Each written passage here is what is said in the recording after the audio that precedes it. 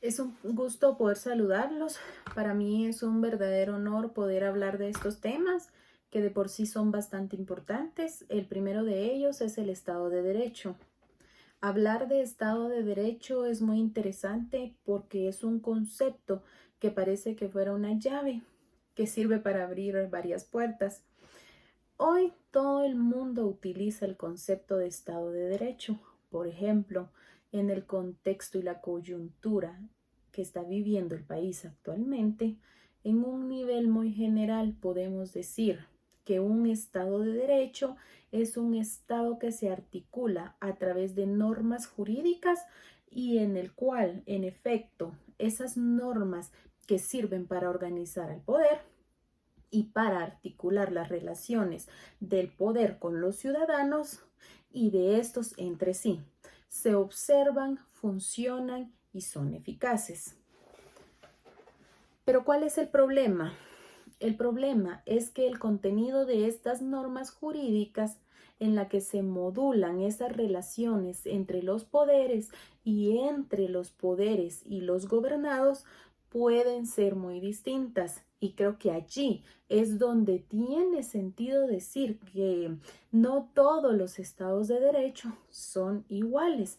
Cabe señalar 4 ideas claves que están detrás de una noción de Estado de Derecho democrático y es fundamental que las conozcamos.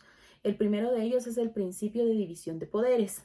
El segundo es el principio de legalidad, según el cual todas las autoridades deberían de estar sometidas a una norma jurídica. La tercera es la independencia judicial y para mí una totalmente importante es el tema de los derechos fundamentales.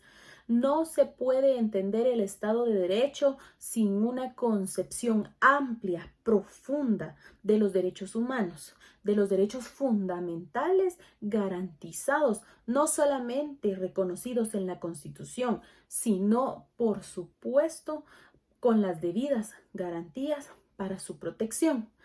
En este sentido, para mí, hoy, la expresión jurídica contundente del Estado de Derecho es conocer los derechos fundamentales, los derechos humanos.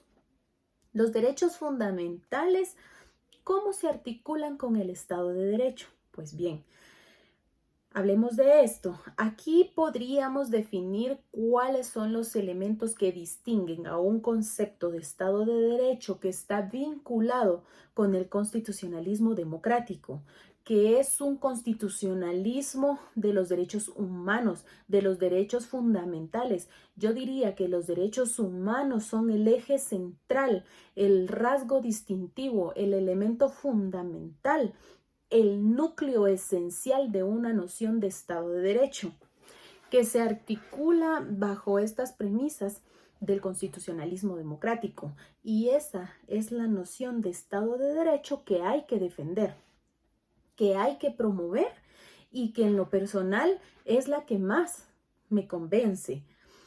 El problema es que hay más personas que utilizan el concepto de Estado de Derecho en realidad para pensar en un arreglo constitucional inspirado en la lógica de los privilegios, inspirado en la lógica de mantener un estatus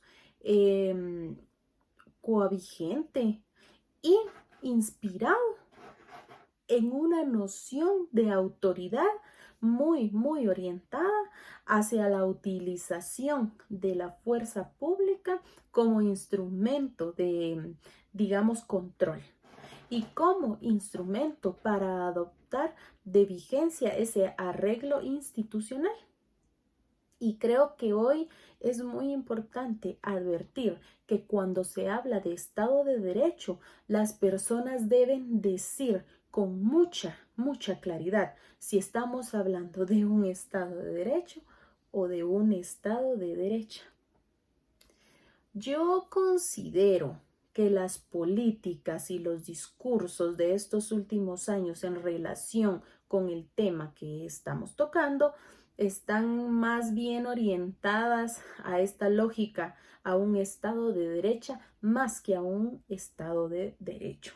Por eso es muy importante hoy, en este contexto, que podamos abrir la discusión de los derechos fundamentales, de los derechos humanos y limitar el intento que desde el poder se hace de frenar los procesos de discusión amplia ciudadana, el Estado de Derecho y el principio democrático se fortalecen en ese ejercicio ciudadano de los derechos a la libertad de expresión, del ejercicio de la manifestación y reunión del ejercicio de derecho a la protesta, para señalar justamente esa estructura de privilegios que hoy están defendiendo el Estado de derechas y no el Estado de derecho.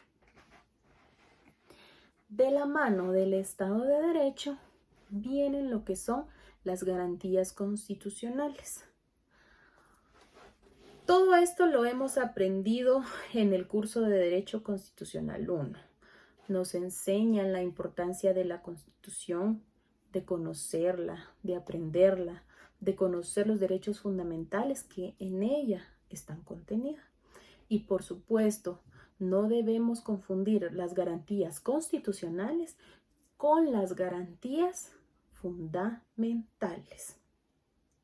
Entonces, podríamos decir que todo esto se une para formar las garantías constitucionales, que también nos lo enseñan en nuestro derecho constitucional.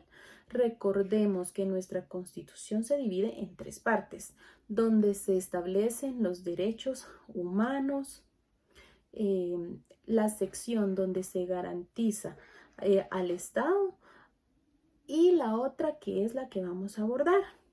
Es el título 6, donde aparecen las garantías constitucionales. Nuestra Constitución data de 1985 y contiene un sistema de garantías constitucionales que no debemos confundir con el amplio contexto de derechos humanos. Entonces, se podría decir que no debemos confundirlos. ¿Qué es la defensa constitucional? Debe incluir instrumentos establecidos para limitar el abuso del poder y la sujeción dentro de los límites fijados dentro del contexto constitucional. Las garantías constitucionales se integran con los medios jurídicos predominantemente de carácter procesal. ¿Cuáles son las garantías constitucionales? Dentro de las garantías constitucionales encontramos el amparo, exhibición personal, constitucionalidad de la ley.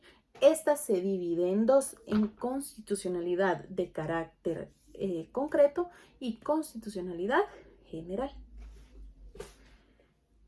Estas garantías las encontramos reguladas en la Constitución Política de la República de Guatemala en el artículo 263, derecho a la exhibición personal, al artículo 265, procedencia del amparo, 266, inconstitucionalidad de las leyes en caso concreto y 267, inconstitucionalidad de las leyes de carácter general. Todo esto también está regulado en la Ley de Amparo y Exhibición Personal y de Constitucionalidad. Esta es una ley de rango constitucional.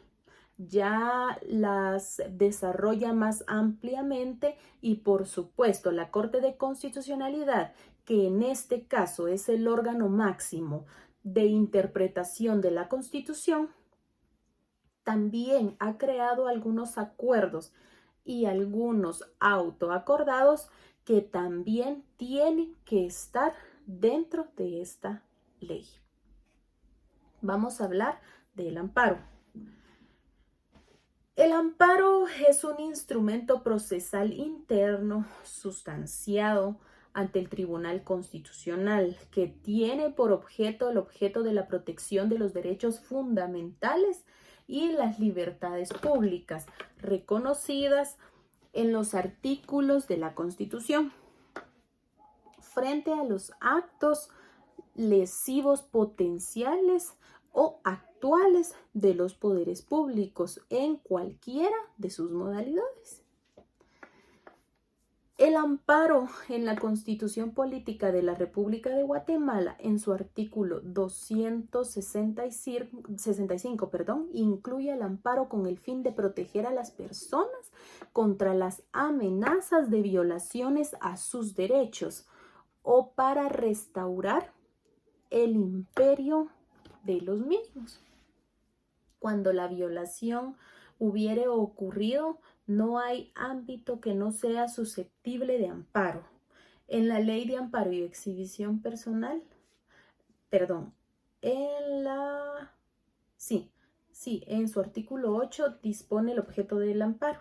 La Corte de Constitucionalidad, como máximo intérprete de los preceptos constitucionales, indica que el amparo protege a las personas contra las amenazas de violaciones a sus derechos o restaura su imperio.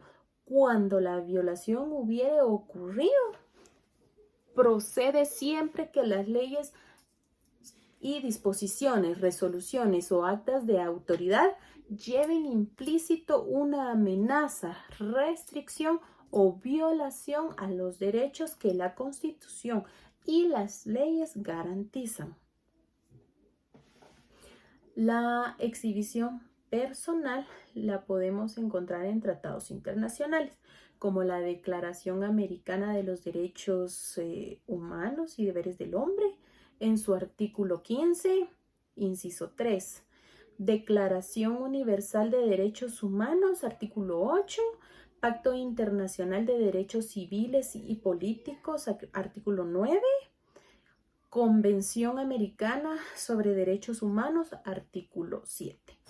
En Guatemala la podemos encontrar en la Ley de Exhibición Personal regulada en la Constitución Política de la República de Guatemala, artículo 263, y el artículo 82 de la Ley de Exhibición Personal. La Corte de Constitucionalidad ha manifestado que la exhibición personal busca evitar las tendencias ilegales y, aunque la detención sea legal, hacer cesar los vejámenes en contra de las personas detenidas. Otra garantía constitucional es la inconstitucionalidad de la ley. Control de constitucionalidad normativa tiene sus antecedentes en la emblemática sentencia emitida por la Corte Suprema de Justicia de los Estados Unidos de América, presidida por John Marshall en el caso Marbury versus Madison, y suele ubicarse como la primera manifestación conocida como judicial review. De su contenido se extrae la máxima de que cualquier ley contraria a la Constitución debe ser inaplicada por los jueces y tribunales a partir del reconocimiento del carácter axiológico excepcional y superior de la Constitución. La Constitución se divide en constitucionalismo de carácter general.